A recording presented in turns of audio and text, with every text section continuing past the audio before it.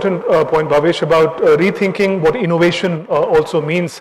In simple terms, we leaders in generic medicines, we're looking at countries who are leaders in branded, innovative research. I mean, is there a possibility of imagining a hybrid model where we are also creating new and yet retain our strengths? Mr. Nagarjun Malladi, if I can come to you, to imagine that sort of hybrid world where we are able to develop areas where we still have to work on. What kind of a roadmap is the budget, according to you, putting across? See, in my opinion, I think some of the opinions that other leaders had given making perfect sense to me. If you look at a business equation here, and he said it right, India pharma market is around $46 billion. You know, we took a surge last year because of whatever has happened in pandemic. If you look at world, you know, kind of overall market is more than 1.42 trillion.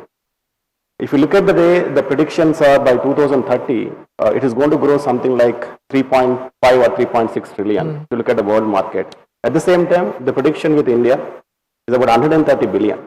There is a business case. You know, it's like the developing countries, the amount of trust they had put in, like the sir was mentioning, right?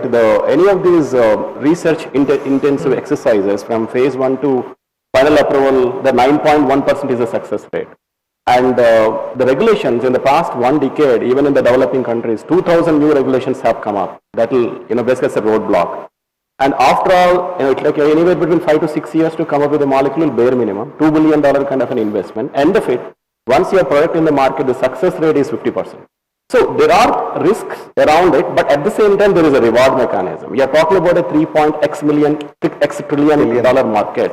In my opinion, the budget, in my opinion, having learned from whatever has happened in the past 2 years due to the pandemic, that is shown. One is make in India. Secondly, we have taken an audacious goal of making this country $5 trillion economy, which is nice.